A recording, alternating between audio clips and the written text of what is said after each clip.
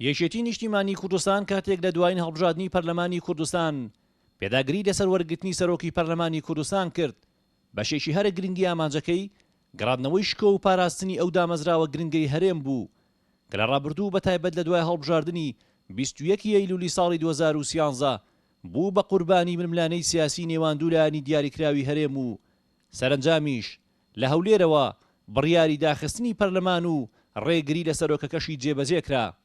ئەمەش ئەوەندەی تر ناو ناوبانگی هەرێمی کوردستانی لە ئاستی دنیا خستە ژێر پرسیار.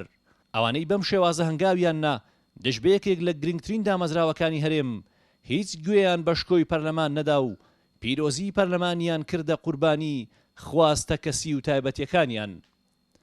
ئەمەی ئەو کات ڕوویدا بۆ قۆناغەکە نوێ بوو بەڵام وەک مێژوو دووبارە و ئاشنای هاوڵاتیان بوو چونکە لە قۆناغێکی تریشدا پەرلەمان شکۆی شکا و لە بری چاودێری و ڕۆڵی گرنگی چەکی گەورە و بچووکی تیادا نمایش کرا و لە بری دەنگی بەرزی نوێنەرانی گەل بە زمانی شیرینی کوردی دەنگی نامۆی شۆڤێنێتی بەعسی تیادا بیسرا.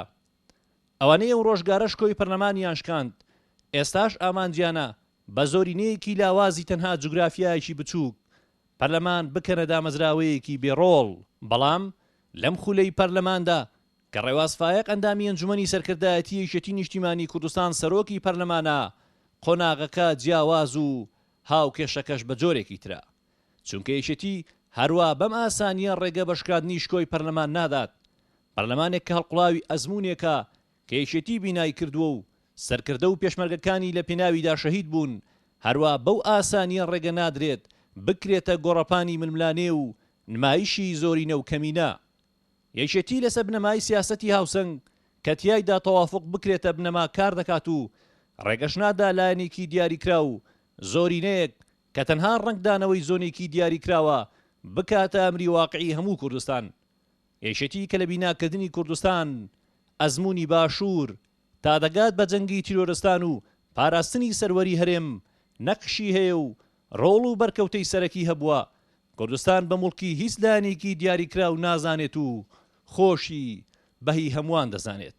ئێستا یەکێتی کە هەنگاوەکانی باراستەی ئارامی و خۆشگوزەرانی زیاتر و ڕێکەوتن لەگەڵ بەغدا خستۆتە گەڕ ڕێگەنادا پەرلەمان وەک دامەزراوەیەکی لاوەکی ڕۆڵ بگێڕێت. پەرلەمان کە ئەندامەکانی نوێنەرایەتی خەڵکی کوردستان دەکەن دەبێت بکرێتە سەرچاوەی بڕیاری دروست ببێتە دامەزراوەی لێپرسینەوە لە داهات و سەرچاوەی هەرێم. بەبێ ئەمە ئەگەرەکان لە بەردەم یەکێتی نیشتیمانی کوردستاندا زۆرن یەکێتی بڕیاری نوێبوونەوەی داوە و هەموو کارێک دەکات لە پێناوی بەرژەوەندی هاوڵاتیانی هەرێم. هونەر ڕەسوڵ گەلی کوردستان.